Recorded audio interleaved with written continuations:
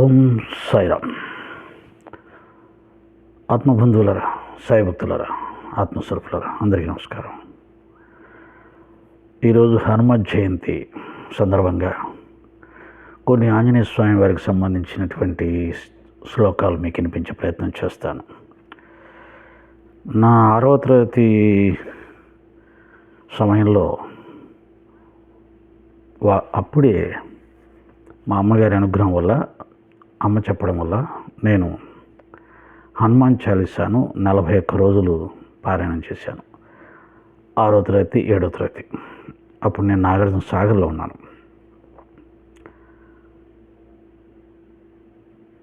నాకు గుర్తు, నేను ఇంకా స్కూల్లో చేరకముందే రామభక్తిని ఆచరించేవాడిని. ఇవి పూర్వజన్మ సంస్కారాలు. ఆ సంస్కారాలను ప్రేరేపించే ఆనాటి మన తెలుగు సినిమాలు అని చెప్పవచ్చు. పూర్వజన్మ సంస్కారాలు, ఆ సంస్కారాలని ప్రేరేపించే తెలుగు సినిమాలు అని అనుకుంటాను. లేకపోతే 4-5 సంవత్సరాల వయసులో రాముణ్ణి ఆరాధన చేయడం ఏమిటి, 6-7 తరగతుల్లో హనుమాన్ చాలీసా 41 రోజులు పారాయణ చేయాలి అనుకోవడం ఏంటి? అప్పుడే 41 రోజులు దీక్షగా మా అమ్మ చెప్పేది. బహుశా అవన్నీ కారణం కష్టాలు అనుకుంటాను. పేదరికం కష్టాలు ఉండటం వల్ల అమ్మ బాగా మంచి భక్తురాలుగా మారిపోయింది. అదే భక్తిని నాకు నూరిపోస్తూ ఉండేది. దానివల్ల అనుకుంటాను 41 రోజుల నియమాన్ని ఖచ్చితంగా పాటించాను. అప్పుడు నాకు తెలియదు. బహుశా నాకు ఈ విషయం జ్ఞాపకం వచ్చింది కూడా బాబాగారి భక్తిలోకి వచ్చిన తర్వాత. భక్తి బాగా వృద్ధి చెందుతూ ఉంటే ఈ భక్తికి బీజం ఏమిటి, ఎప్పుడు కలిగింది అని ఆలోచిస్తే ఇవన్నీ గుర్తుకొచ్చాయి. ఆ తర్వాత హనుమాన్ చాలీసాని మళ్ళీ నేను నా వివాహానికి ముందు నేను హనుమాన్ చాలీసాని ఏకాహం అంటారు, ఒక్క రోజులో ఒక సిట్టింగ్లో హనుమాన్ చాలీసాని పూర్తి చేయడం. అప్పుడు బహుశా నాకు గుర్తు 5 గంటల టైం పట్టింది. వివాహం అయిన తర్వాత సుందరకాండ పారాయణం చేయాలి అంటే, అప్పటికి బాబాగారి భక్తుడిగా బాగా డీప్గా ఉన్నాను. కొన్ని గ్రంథాలు కూడా రాయడం జరిగింది. అంటే ఇవన్నీ బాబాగారు నడిపించిన విధానం అన్నమాట. సుందరకాండ పారాయణం, దాని విశిష్టత బహుశా టీవీ ఛానల్లో ప్రవచకుల ద్వారా విన్నానేమో. సుందరకాండ పారాయణం చేయాలనిపించింది. దాన్ని కూడా వారం రోజుల్లో అనుకుంటాను సుందరకాండ పారాయణం చేశాను. ఈ వారం రోజుల్లో పూర్తయిన సమయానికి సుందరకాండ పారాయణం పూర్తి చేస్తే ఆ చివరి రోజు ఖచ్చితంగా వర్షం పడుతుంది అని ఒక ఆచారం చెప్తుంటారు. నిజంగానే ఆ రోజు చాలా తీవ్రమైనటువంటి ఒక తుఫాన్ లాంటి వర్షం వచ్చింది సుందరకాండ పారాయణం పూర్తయిన సందర్భంగా. అది ఆంజనేయ స్వామి వారి యొక్క అనుగ్రహానికి నిదర్శనం అంటారు. ఆ తర్వాత నేనేం చేస్తే మా ధర్మపత్ని కూడా అవే చేసేది. నేను విష్ణు సహస్రనామం నియమంగా చేస్తే ఆమె నియమంగా చేసేది, లలిత సహస్రనామం చేస్తే ఆమె లలిత చేసేది, సుందరకాండ చేసానంటే ఆమె కూడా సుందరకాండ పారాయణ చేసింది. అప్పుడు కూడా వర్షం పడింది. ఆ తర్వాత నా ట్రాన్స్ఫర్ కోసం సుందరకాండ పారాయణం చేస్తే కోరికలు తీరుతాయి అని అప్పటికి సచరిత్ర పారాయణం చేస్తూ ఉన్నాను. కానీ ఇంకా సచరిత్ర మీద కంటే కూడా మన సనాతన ధర్మంలో ఉన్నటువంటి భాగవత, రామాయణ గ్రంథాలు, ఇలా సుందరకాండ పారాయణాలు, హనుమాన్ చాలీసాలు, విష్ణు సహస్రనామాలు, వీటి మీద ఎక్కువగా పారాయణము, సాధన బాబాగారు చేయించారు. అలాగే భక్త తుకారాం జీవిత చరిత్రలు, భక్తుల జీవిత చరిత్రలు, రమణ మహర్షి గారి జీవిత చరిత్ర, రామకృష్ణ పరమహంస గారి జీవిత చరిత్ర, స్వామి వివేకానంద గారి జీవిత చరిత్రలు ఇవి చదివించారు. బుద్ధ భగవాన్ చరిత్ర, అరవిందో చరిత్ర, ఇవి చదివించారు. ఆ సమయంలో సుందరకాండ పారాయణం చేస్తే కోరిక తీరుతుంది అనేది మనసుకు బాగా బలంగా తెలియడం వల్ల దానికి కావాల్సిన ఏర్పాట్లన్నీ చేసుకొని అప్పుడు నంద్యాలలో ఉన్నాను. దానికోసం ఒక మంచి రోజ్వుడ్ పీఠం చేయించుకున్నాను. అందమైన మంటపం చేయించుకున్నాను. భక్త తుకారంలో ఘన ఘన సుందర అనే పాట సమయంలో తుకారం గారు ఆ మంటపంలో పాండురంగని పెట్టుకున్నది నా మనసుకు బాగా నచ్చి అటువంటి మండపం ఒకటి చేయించుకోవాలి అనుకున్నాను. ఆ సందర్భంగా సుందరకాండ పారాయణం కోసం చేయించుకున్నాను. అయితే పూజలో సీతారామ లక్ష్మణ ఆంజనేయ స్వామి ఈ నలుగురు ఉన్నటువంటి ఒక బంగారు బిళ్ళ కూడా పెట్టి పూజ చేస్తే బాగుంటుంది అని చెప్పడం వల్ల అది కూడా చేయించుకున్నాను. ఆ తర్వాత అన్ని 4 స్తంభాలకి 4 అరటి కొమ్మలు కట్టడం. అయితే ఇది ఏంటంటే వారం రోజుల పారాయణం కాదు, ఒక్కరోజు పారాయణం. రాత్రి 12 గంటలకు మొదలు పెట్టాలి. మరుసటి రోజు మధ్యాహ్నం 12 గంటల్లోగా మొత్తం పారాయణం పూర్తి అవ్వాలి. సుందరకాండ 640 పేజీలు 610 పేజీలు ఉంది గ్రంథం. ఈ సైజు ఉంది. సరే, గురుదేవుడి మీద భారం వేసి అన్ని ఏర్పాట్లు చేసుకొని రాత్రి 12 గంటలకు స్నానం చేసి 12 గంటల 10 నిమిషాలు 5 నిమిషాలకు ఆ తేడాలో కూర్చున్నాను. మరుసటి రోజు మధ్యాహ్నం 10:30-11 గంటలకు వచ్చేసరికి 400 పేజీలు అయ్యాయి. అంటే 10 గంటల పాటు నిర్విరామంగా పారాయణం చేస్తే 400 పేజీలు అయ్యాయి. ఇంకా 200 పేజీలు ఉన్నాయి. అంటే ఒక 200 పేజీలకు 5 గంటల చొప్పున 400 పేజీలకు 10 గంటలు అయ్యాయి. ఇంకా 200 పేజీలు ఉన్నాయి. 200 పేజీలు 2 గంటలు ఎలా పారాయణం అవుతుంది? మనసులో ఒక చిన్న సంశయం, భయం, గుండెదడ పెరిగింది. ఎందుకంటే మధ్యాహ్నం 12లోగా వ్రతం సమాప్తి కాకపోతే, అంటే సుందరకాండ పారాయణం ఏకాహనం అనే వ్రతం పరిసమాప్తి కాకపోతే 12లోగా ఆ వ్రతం ఫెయిల్ అయినట్లు లెక్క. గుండె వేగంగా కొట్టుకుంటుంది, ఇది పూర్తి కాదు, ఫెయిల్ అయిపోతాను అని చెప్పి. ఆ 10 గంటలు పారాయణ చేసేటప్పుడు అప్పుడప్పుడు కాళ్ళు పట్టుకుపోయి లేచి నిలబడి చదువుకోవడం, కూర్చోవడం, చదువుకోవడం, ఈ కష్టాలన్నీ పడుతూనే ఉన్నాను. నిద్రని జయించడానికి ప్రయత్నం చేస్తూ చదువుకోవడం, ఇవన్నీ జరుగుతూనే ఉన్నాయి. మనుషులం కదా, దేహదారులం. నా పక్కన నా కొలీగు శివకృష్ణ అని నా అసిస్టెంట్ వచ్చి నా పక్కన కూర్చున్నాడు. ఎప్పుడు 11 గంటల్లోగా వచ్చి కూర్చున్నాడు. ఇంకో గంటే ఉంది కదా, చూద్దాం సారు పారాయణం ఎలా చేస్తారో, ఎలా కంప్లీట్ చేస్తారని పక్కన కూర్చున్నాడు. ఆశ్చర్యంగా చిన్న ముళ్ళు 12 గంటల, చిన్న ముళ్ళు పెద్ద ముళ్ళు 12 గంటల మీదకి వచ్చేసరికి 200 పేజీలు పూర్తి అయిపోయాయి. హారతి కూడా పూర్తయింది. ఇదేమీ అద్భుతమేం కాదు, సహజంగానే పూర్తయింది. కానీ ఎలా అవుతుంది? ఇంతకుముందు 400 పేజీలు 10 గంటలు పెట్టినప్పుడు, అంటే 2 గంటలలో 200 పేజీలు 5 గంటలు పడితే 400 పేజీలు 10 గంటలకు పూర్తి అయితే మిగతా 200 పేజీలు 2 గంటల్లో ఎలా పూర్తి అవుతుంది? అది నాకు తెలియదు. చదువుకుంటూ పోతుంటే తెలిసింది, ఓహో ఇలా జరుగుతుందేమో. ఏమిటది? ఆ తర్వాత 200 పేజీలు పూర్తి పేజీలు లేదు. అధ్యాయాలు అంటారు కదా, చాలా అధ్యాయాలు ఉన్నాయి. తర్వాత అధ్యాయాలన్నీ ఒక్కొక్క పేజీలో ఒక్కొక్క పేరాతో కంప్లీట్ అయినవి ఎక్కువ ఉన్నాయి.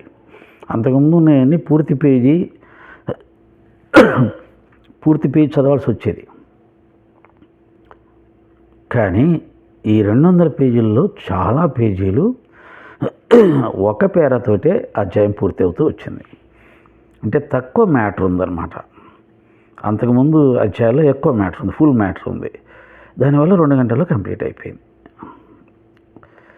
ఏదైతేమి నాకు తెలియకుండానే 600 పైన ఉన్న పేజీలు 12 గంటల్లో ఏకాహం అనే వ్రతంలో సుందరకాండ పారాయణ పూర్తి చేశాను. ఆ విధంగా ఆంజనేయ స్వామి వారికి నాకు చాలా అనుబంధం ఉంది. నంద్యాలలో ఉన్నటువంటి ఆ 2.5 సంవత్సరాలు ఆధ్యాత్మికంగా నన్ను బాబాగారు ఎంతో గొప్పగా సాధన చేయించారు. అనేక సద్గ్రంథ పారాయణ చేయించారు. ఆ సమయంలోనే తుకారాం జీవిత చరిత్ర చదివినప్పుడు అందులో తుకారాంకి గురువు లేడు, గురువు లేకపోతే మోక్షం లేదు అని శాస్త్రం చెప్తుంది. కాబట్టి తుకారం పాండురంగని ప్రార్థన చేస్తాడు, అయ్యా నాకు గురువు లేడు, గురువు ఉంటే కానీ మోక్షం లేదని శాస్త్ర ప్రమాణం. నేను ఎవరినైనా గురువుని ఆశ్రయిస్తే మళ్ళీ ఆ గురువును నేను ధ్యానించాలి, సేవించాలి. నీ రూపాన్ని, నీ నామాన్ని తప్ప మరో రూపాన్ని, మరో నామాన్ని నేను ధ్యానించలేను, పూజించలేను, సేవించలేను. కనుక నువ్వే నాకు గురువై నన్ను అనుగ్రహించు అని పాండురంగడిని ప్రార్థన చేస్తే ఆయన కలలో పాండురంగడు బ్రాహ్మణ రూపంలో దర్శనమిచ్చి రామకృష్ణ హరి అని అనుకుంటాను నామాన్ని ఉపదేశం చేశాడు అని చదివాను. నేను కూడా అప్పుడు సకల దేవతలను ఆరాధించిన బాబాగారి గురుభక్తులో మునిగిపోయాను. ఆయనే నన్ను అనుక్షణం నడిపిస్తున్నాడు, మార్గదర్శకం చేస్తున్నాడు. ఆయన దయ వల్ల నాకు ఈ యొక్క ఆధ్యాత్మిక జ్ఞానం లభించింది అని సంపూర్ణంగా విశ్వసించటం వలన బాబా నేను ప్రార్థన చేశాను, బాబా నిన్ను తప్ప నేను మరొక రూపాన్ని, నామాన్ని నేను స్వీకరించలేను. చాలామంది శ్రీశైలంపేటలో కొంతమంది అచల మార్గంలో ఉన్నవాళ్ళు, కొంతమంది సహజ మార్గం రామచంద్ర మిషన్ సంబంధించి కొంతమంది నా ఆధ్యాత్మిక సాధనను, నా ఆధ్యాత్మిక పరిణితిని చూసి మా మార్గంలోకి రమ్మని ఆహ్వానించారు. నీకు ఉపదేశం చేస్తామని చెప్పారు. నేను ఒప్పుకోలేదు. నాకేమిచ్చినా నా గురువు బాబానే ఇవ్వాలి. జీవితం చివరి వరకు ఆయనే నా గురువు. ఇచ్చినా ఆయనే, ఇవ్వకపోయినా ఆయన గురువే, ఆయన ఏమిస్తే అది తీసుకుంటాను. అంతకంటే గొప్ప ఎవరైనా ఇస్తామన్నా నాకు అక్కర్లేదు. ఇది నా భావన. కాబట్టి ఎవరి దగ్గర ఎటువంటి ఉపదేశం తీసుకోవడానికి, ఏ మార్గంలో వెళ్ళడానికి నేను సిద్ధపడలేదు. అప్పుడు నేను సాయి మాలాధారణలో ఉన్నాను. ఫస్ట్ టైం మాలాధారణ, చివరిది కూడా అదే. ఒక్కసారి వేశాను మాల జీవితంలో, రెండోసారి వేయలేదు. ఎందుకంటే మాల అంటే ఏంటో బాబా నాకు అర్థం చేశాడు. మాల అంటే మనసుకి వేయాలరా, శరీరానికి వేసేది కాదు. నిజమైన మాల యొక్క లక్ష్యం తెలిసిన వాడు మనసుకు మాలేస్తాడు. మనసుకు మాలేసిన వాడు జీవితంలో మళ్ళీ మాల వేయడు, శరీరానికి మాల వేయడు. మనసుకు మాల వేయని వాడు జీవితాంతం శరీరానికి మాల వేస్తూనే ఉంటాడు. దానివల్ల ఏం లాభం లేదు. ఇటువంటి ఒక అవగాహన జ్ఞానం ఇవ్వడం వల్ల నేను మళ్ళీ మాల వేయలేదు. ఆ మాలాధనలో ఉన్నప్పుడే బాబాగారిని నేను ప్రార్థన చేశాను, నాకు నువ్వే గురూపదేశం చేయమని. చెప్తే నమ్మరు. ఆ ప్రార్థన చేసిన రాత్రి స్వప్నంలో నాకు ఆంజనేయ స్వామి వారు దర్శనమిచ్చారు. ఆంజనేయ స్వామి దర్శనమిచ్చి నేను అడిగాను, స్వామి నాకు మంత్రోపదేశం చేయండి అని. ఆయన అన్నాడు, నీకు ఒక బలహీనత ఉంది, ఆ బలహీనత పోకుండా నీకు మంత్రోపదేశం ఎందుకు రా అన్నాడు. బలహీనత ఉంటే మంత్రోపదేశం చేయవా ఏంటి అని అడిగాను. పాపం గురువు కదా, చేశాడు. నేను అడిగింది ఎవరిని? బాబాని. నాకు కనిపించింది ఎవరు? ఆంజనేయ స్వామి. ఆయన ఇచ్చిన మంత్రం నారాయణ. ఆ రోజు నుంచి నేను నారాయణ నామస్మరణ అనన్యంగా చేస్తూ వచ్చాను. మధ్యలో నాకు మళ్ళీ మనసులో నా గురువు నామం లేకుండా ఉట్టి నారాయణ చేస్తే అది ఎలా గురుభక్తి అనిపించుకుంటుంది? గురువు భగవంతుడు ఇద్దరు ఒకటే అని శాస్త్రం చెప్తుంది కదా అని చెప్పి బలవంతంగా నేను సాయినారాయణ అనే నామాన్ని జపించడం మొదలుపెట్టాను. గురువు ద్వారా మంత్రోపదేశం జరిగితే అది శక్తిపాతంలా ఉంటుంది, అద్భుతంగా ఉంటుంది, అనన్యంగా సాగుతుంది అనేసి శాస్త్రాలు చెప్తాయి. ఆ విధంగానే కూర్చున్నా, నిల్చున్నా, నడుస్తున్నా, స్నానం చేస్తున్నా, పడుకున్నా ఇలా అనన్యంగా సాయినారాయణ నామస్మరణ జరుగుతూ ఉంది. ఈ విధంగా నా మనస్సులో నేను కోరిన గురూపదేశాన్ని బాబావారు ఆంజనేయ స్వామి రూపంగా నాకు అనుగ్రహించారు. పూర్వజన్మ నుంచి నాకు ఆంజనేయ స్వామి ఆరాధన భక్తి ఉంది కాబట్టి ఆ రూపంలో ఆయన అనుగ్రహించారు. మంత్రం నారాయణ. నేను అప్పుడు శ్రీశైలం షిరిడి సాయిబాబా మందిరంలో ట్రెజరర్గా పనిచేస్తున్నాను. అక్కడ బోర్డులు అన్నిటి మీద కూడా రాపించేటప్పుడు దాదాపుగా అన్ని పనులు నేనే చూసుకునేవాడిని. ప్రెసిడెంట్, సెక్రటరీ ఉన్నా వాళ్ళు బిజీగా ఉండేవాళ్ళు, అన్నీ నేనే చూసుకునేవాడిని. అన్నీ బోర్డుల మీద పైన మామూలుగా సాయినాథాయ నమః ఉంటుంది. నేను సాయినారాయణ అని రాపించడం మొదలుపెట్టాను. అలా కొన్ని బోర్డులు రాపించడం అయింది. కొంతమందికి అది అర్థం కాల, సాయినారాయణ ఏంటి, సాయినాథ కదా అని చెప్పి ప్రెసిడెంట్ గారికి రిపోర్ట్ చేశారు. సార్, ట్రెజరర్ గారు ఇట్లా సాయినాథాయ బదులు సాయినారాయణ రాస్తున్నారు అని చెప్పి. ఆయన వచ్చేసి, సార్ సాయినాథాయ అంటున్నారు అందరూ, మీరు ఎందుకు సాయినారాయణ అంటున్నారు, అలా వద్దు సాయినాథాయ రాపించండి అని. అలాగే సార్ అని చెప్పి నాకు పట్టిన పైత్యం అందరికీ అంటించడం ఎందుకు అని చెప్పేసి సాయినాథాయని మార్పించాను. విచిత్రంగా ఒక 2-3 రోజుల్లో గుళ్ళో ఒక క్యాసెట్ పెట్టడం మొదలుపెట్టారు. అదేంటి అంటే, సాయి నారాయణ నారాయణ నమో నమో, శ్రీమన్నారాయణ నారాయణ నమో నమో. ఇది ఈ చాటింగ్ అంటారా, ఈ చాటింగ్ తోటి ఆ క్యాసెట్ అంతా అద్భుతంగా ఉందన్నమాట. అప్పట్లో కొత్తగా వచ్చింది. హరిహరణ ఎవరో పాడారు, అద్భుతంగా ఉంటుంది, చాలా అద్భుతంగా ఉంటుంది. ఎవరైతే మా ప్రెసిడెంట్ గారు సాయి నారాయణ వద్దు నాథాయ అని రాపించండి అన్నాడో, ఆయన గుళ్ళోకి రాగానే ఆ క్యాసెట్టే వినాలి. ఏది, సాయి నారాయణ నారాయణ నమో నమో, శ్రీమన్నారాయణ నారాయణ నమో నమో, ఇదే వినాలి. పూజారి గారు వేరే క్యాసెట్ పెడితే వచ్చి, ఇది కాదండి నేను వచ్చేటప్పుడు ఎప్పుడు వచ్చినా ఆ క్యాసెట్ పెట్టండి అనేవాడు. అంటే సాయినారాయణ అనేది ఎందుకండి రాపిస్తున్నారు, వద్దన్న ఆయన ఆ నామాన్ని వినడానికి ఇష్టపడేలా చేశారు బాబాగారు. అది బాబాగారు చేసే చమత్కారాలు. అంతేకాదు, నా యొక్క సాధనని నాకు ఆయన ఉపదేశించినటువంటి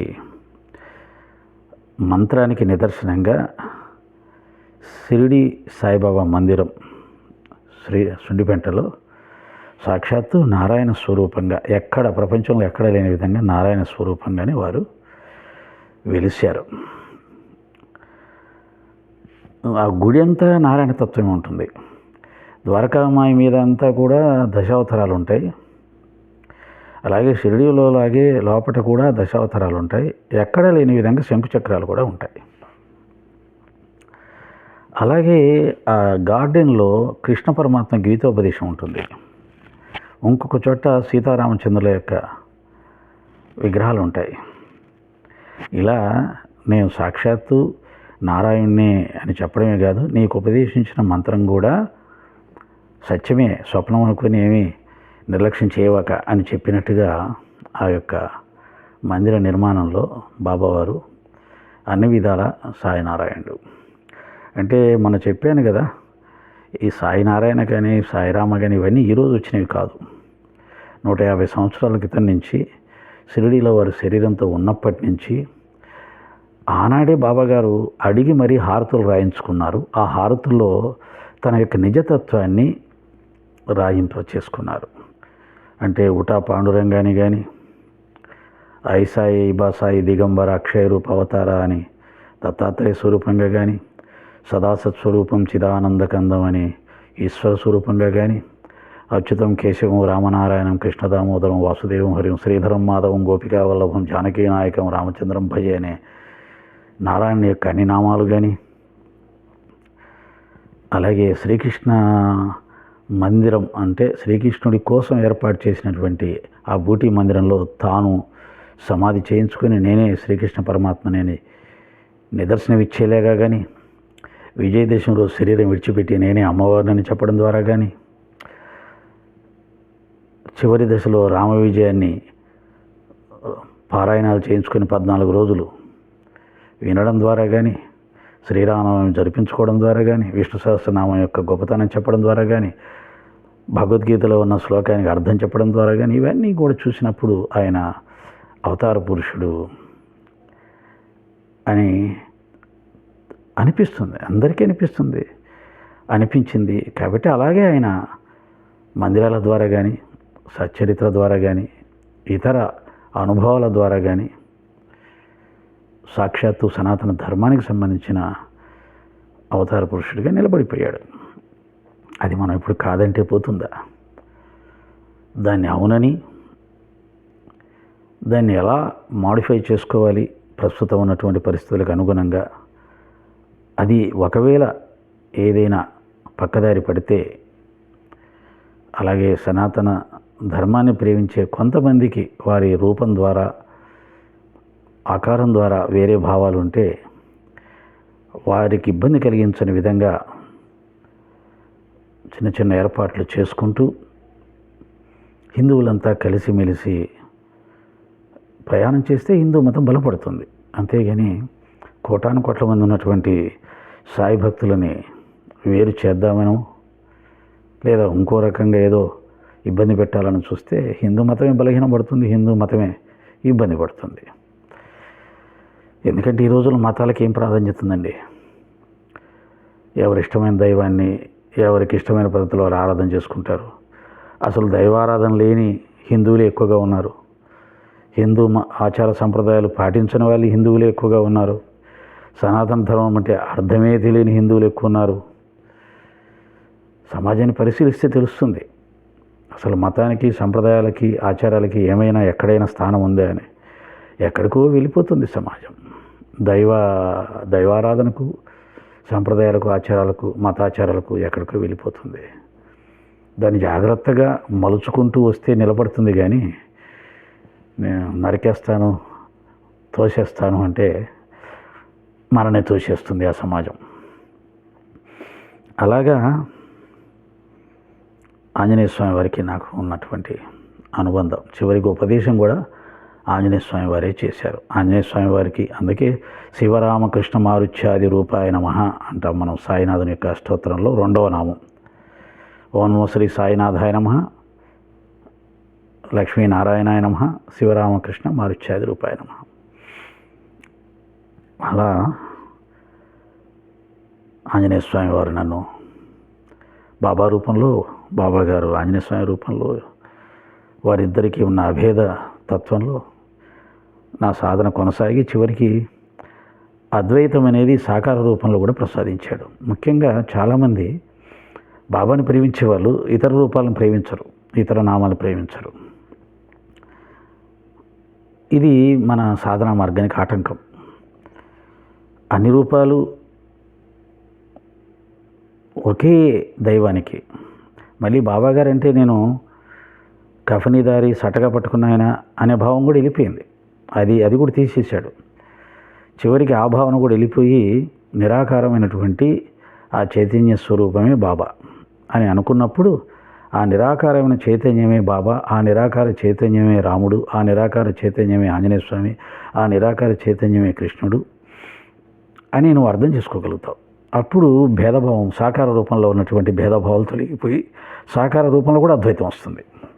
సాధారణంగా నిరాకార రూపంలో అద్వైతం వస్తుంది, నిరాకార ఆరాధనలో. కానీ సాకార రూపంలో కూడా అద్వైతం రావాలంటే బాబా చెప్పిన సబ్కా మాలిక్ ఏకే, ఆ ఏకు పరబ్రహ్మ. వేదంలో చెప్పిన పరబ్రహ్మ ఆయన చెప్పింది, అల్లా గురించి కాదు. అల్లా అంటే భగవంతుడు కాబట్టి ఆ భగవంతుడు ఎవరయ్యా అంటే పరబ్రహ్మ. భగవంతుడు అల్లా అనే భగవంతుడికి ఆకారం లేదు, పరబ్రహ్మకి ఆకారం లేదు. ఆకారం లేని ఆ పరబ్రహ్మ తత్వాన్ని బాబా గారు అల్లా మాలిక్ అన్నారు, సబ్కా మాలిక్ ఏక్ అన్నాడు. సబ్కా మాలిక్ ఏక్, అందరి దేవుడు ఎవరంటే పరబ్రహ్మే. ఒక్క పరబ్రహ్మ మాత్రమే అందరికీ దేవుడు అవుతాడు. రాముని మనం అంగీకరిస్తాం, ఇతర మతాల వాళ్ళు అంగీకరించరు. అల్లాని వాళ్ళు అంగీకరిస్తారు, మనం అంగీకరించాం. యెహోవాని వాళ్ళు అంగీకరిస్తారు, మనం అంగీకరించాం. కానీ యెహోవాగా పిలువబడుతుంది, అల్లాగా పిలువబడుతుంది మన వేదాల్లో చెప్పిన పరబ్రహ్మ. మొన్న ఎవరో ఈ విషయాన్ని కంచి పూరి శంకరాచార్యులు క్లియర్గా చెప్పారని, అదొక అద్భుతమైన విషయం. ప్రమోద్ గారికి ధన్యవాదాలు చెప్పాలి. సాయి సమాజం గొప్ప విషయాన్ని చెప్పాడు ఆయన.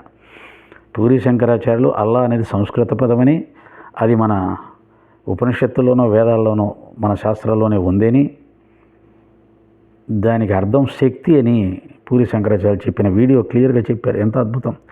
దాన్నే పిఠాపురం వారు ముద్రించిన శ్రీపాద వల్లభ చరితామృతంలో దత్తాత్రేయుల వారు అల్లా అంటే శక్తి, శివశక్తి, శక్తి స్వరూపం అని చెప్పడం జరిగింది. చూడండి ఎంత బాగా పూరి శంకరాచార్యులు ఏం చెప్పారో పీఠాపురం గారు వారు ముద్రించిన శ్రీపాద వల్లభ చరితామృతంలో కూడా దత్తాత్రేయుడు చెప్పింది కూడా అదే శక్తి. ఆ శక్తిని సాయినాథుల వారు జపించాలి అని దత్తాత్రేయుల వారు చెప్పడం, దాన్ని ఆయన చేయడం జరిగింది. ఇది మహాత్ములందరూ అర్థం చేసుకున్నారు. సాధారణమైన మానవులు మతాలు కులాలు పట్టుకుని వేలాడే వాళ్ళు అర్థం చేసుకోలేదు, వాళ్ళు గొడవ చేస్తున్నారు. సరే, అది వాళ్ళ ఇష్టం. ఈ సమాజంలో ఎవరైనా ఏదైనా మాట్లాడే అధికారం ఉంది కదా, భావ ప్రకటన స్వేచ్ఛ, వాళ్ళ ఇష్టం.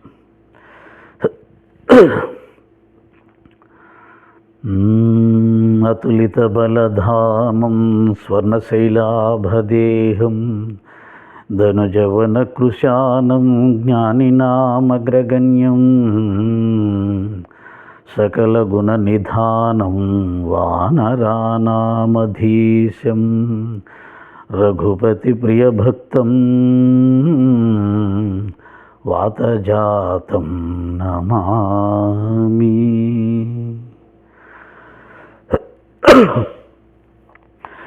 గోష్పదీకృతవారాసిం మశకీకృత రాక్షసం గోష్పదీకృతవారాసిం మశకీకృత రాక్షసం రామాయణ మహామాలా రత్నం వందే అనిలాత్మజం మనోజవం మారుతతుల్యవేగం జితేంద్రియం బుద్ధిమతాం వరిష్టం వాతాత్మజం వానరయూధముఖ్యం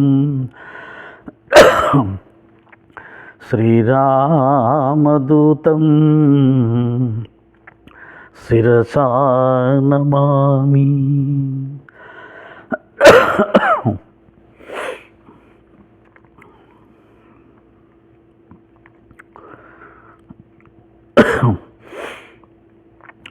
బాబా గారి చరిత్రలో సచరిత్రలో లేని విషయం బివి నరసింహస్వామి గారు రచించిన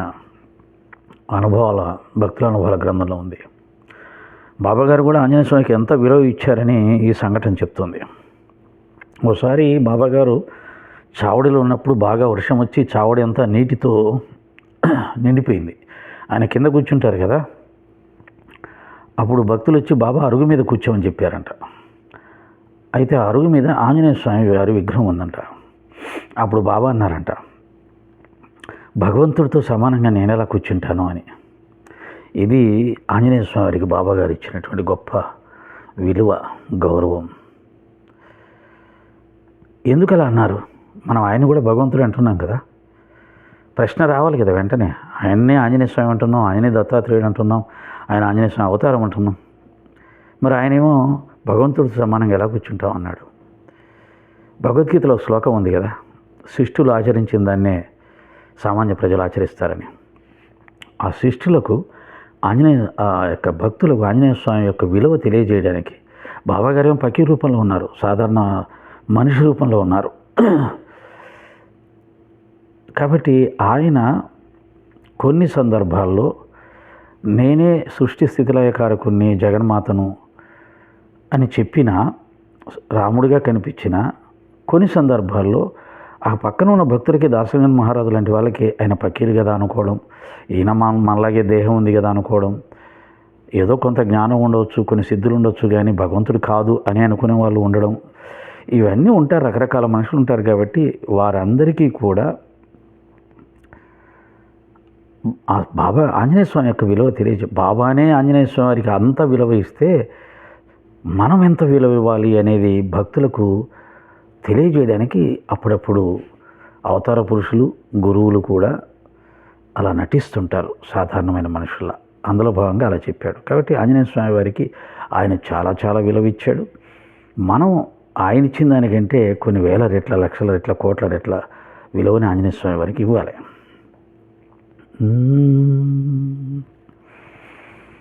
ఎత్ర ఎత్ర రఘునాథ కీర్తనం తత్ర తత్ర కృతమస్తకాంజలిం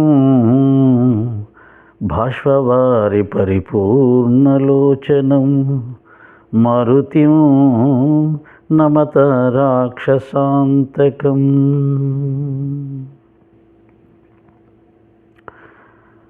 శ్రీరాఘవం దశరథాత్మజమప్రమేయం సీతాపతిం రఘుకులాన్వయరత్నదీపం ఆజానుబాహుం అరవిందదలాయతాక్షం రామం నిశాచర వినాశకరం నమామి.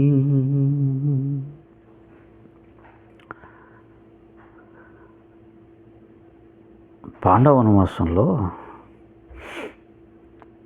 భీమసేనుడు పారిజాత పుష్పాలు తీసుకురావడానికి స్వర్గలోకానికి వెళ్తూ ఉంటే మధ్యలో ఆంజనేయ స్వామి వారు ఆయనకు పరీక్ష పెడతాడు.